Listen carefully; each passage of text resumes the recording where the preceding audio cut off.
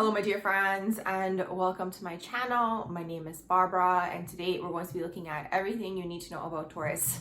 So this video is for you if you have a lot of Taurus energy in your natal chart. Maybe you have a stellium, maybe you have 1 or 2 Taurus placements and you want to learn more, or if you're a cross watcher, welcome as well. So let's go ahead and start with the very basics of Taurus. So Taurus is ruled by the second house, the planet Venus. It is the fixed earth sign. The body part that Taurus rules is going to be the throat and neck area. So sometimes these individuals can be very good singers. Also for Taurus in the tarot, Taurus does rule the Hierophant card. Now it's interesting because it's like the Hierophant card is the spiritual teacher. They are the one with the knowledge. And also it's interesting because the second house does rule the belief systems you guys have, the values you guys have, and a lot of the time it's closely tied to past lives. It is karmic in a sense. It also does deal with your values and it does deal with your personal finances. The Taurus energy in your natal chart is going to be very good at the earth plane, almost masters of the earth plane if you really do think about it.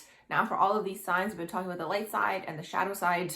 I do truly believe that through astrology, we do want to integrate the shadow aspects of whatever that particular sign is or the energy we have in our natal chart so we can access the divine version. Because usually what tends to happen for whatever reason is we tend to fall into the shadow because it's more unconscious. That's really what it is, and we want to master that. So for the Taurus energy, when it falls into the shadow, it can become very rigid in terms of not just their belief systems, but like their beliefs overall, where it's like, I have a goal, I'm going about achieving this goal, and you can't move me from my path. They're very much slow and steady wins the race energetically. Sometimes they can fall into the shadow being lethargic. You need that extra push to get going because you have to look at it as the bull is really what that is. The way that I see this energy is like they have 4 feet on the ground. So this means you guys are going to be very grounded, but it's very slow moving energy. It's like I have a goal, I set out my career plan or whatever, your plan to do whatever your goal is. And it's like that's the only thing that they can see. All of the fixed signs do struggle with the ego a little bit. So for Taurus energy, it's that blinder energy, at least from what I've observed. It's like they have their goal and they've set their mind on something, whatever it is. It could even be a belief that they have and you can't change their mind. Most of the time, if it is a belief, like I said, it's closely connected to past lives. They've incarnated with this belief system that they have for themselves. So it's hard to move it. You know, if you think about it, even the bull, it's like the bull is just chilling there. You can't really push the bull over. It's 4 feet on the ground. So super grounded, can be super stubborn in this energy, can become very comfortable in the way things are. And like, because they fall into like that blinder energy, it's kind of like there might be a faster way to do something.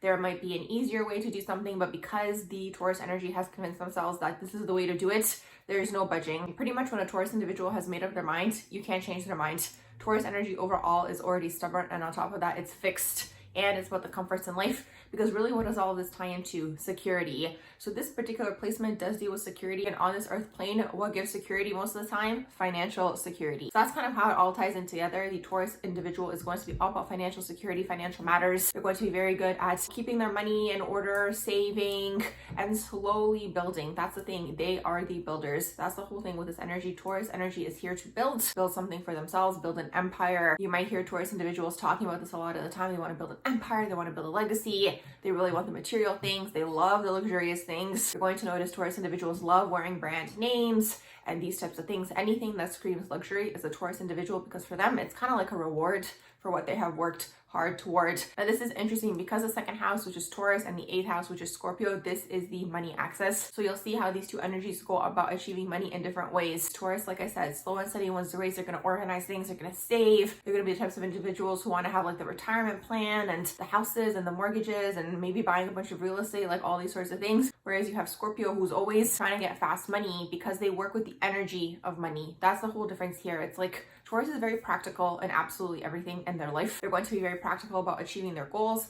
Like I said, they're going to create a plan and go about it that way. Whereas the Scorpionic energy is all about fast money. So all of the lower level things in society do pertain to Scorpionic energy, in the shadow, of course. Like I said, every sign has its light side and its shadow side.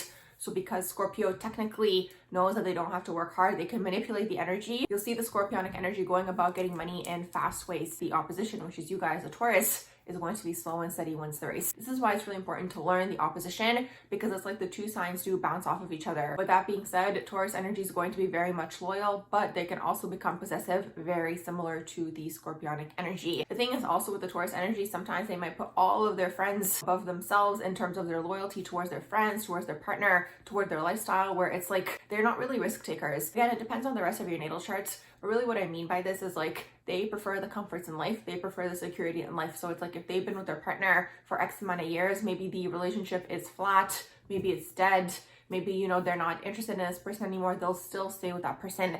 They prefer comfort and safety and security over anything else. You're not going to see these individuals going bungee jumping. I mean, obviously it depends on the rest of your natal chart to see what's going on, but overall, this is the overall Taurus energy. Very loyal, very dependable. They're going to be the types of people who are going to be in companies for like 30 years plus, slowly making their way to the top. Slow and steady wins the race. And same thing with their relationships. It's like they are going to be loyal to a fault sometimes. And really what I mean by this is like, again, maybe the relationship's no longer serving you. Maybe the job's no longer serving you. Maybe the place you're living in, the city you're living in is no longer serving you. But it's like the Taurus energy will continue to stay there because for them, they pick security over everything else. Again, in relationships, this doesn't necessarily mean that they're not going to find love. It's just that they view love differently compared to the other signs. For them, love is the security energy. They want someone to be financially stable. They want to be financially stable themselves. Let's say you have Venus in Taurus. You guys are probably going to be the types of individuals who want to have a partner to build with.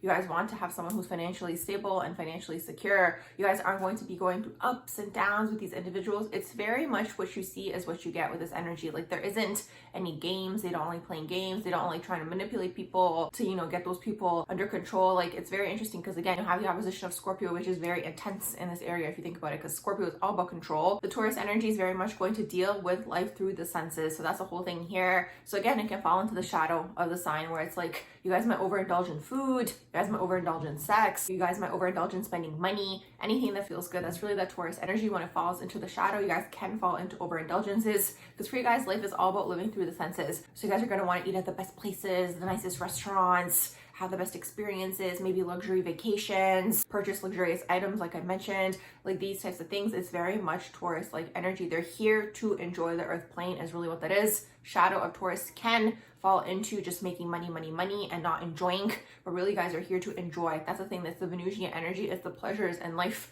So again, you guys might go through the extreme energy because again, you bounce off of Scorpio. So Scorpio does operate in extremes. So you guys might also go through extremes in a less extreme version, if that makes sense. Scorpio is very extreme, but for you guys, you might fall into the energy of just working all the time or overindulging. That's kind of the energy with Taurus. You guys are really here to master the earth plane, build towards something, acquire wealth, but over an extended period of time, and then enjoy the finer things in life. Now, this particular placement is going to be very practical. Also, this placement is going to be very logical. You guys are probably going to be the types who have friends for a very long period of time from young. You guys still stay in touch with those friends because again, it's that security energy. Also, the Taurus energy will bounce off of Scorpio in the sense where it's like you guys might be a little bit weary of allowing people into your friend groups, like new people to come in. This is more so in the sense where it's like you like the comfort. That's really what it is. You like the familiarity. And it's like this placement really values loyalty over time. So when a new person comes in, it's like, oh, we got to start from the beginning again. I mean, this is more so energetically happening behind the scenes. I don't think you guys are consciously thinking of this, but that's really what it is. You guys are going to be weary of new people entering your friend groups. Again, these types of people, friends with people for an extended period of time, lifelong friends,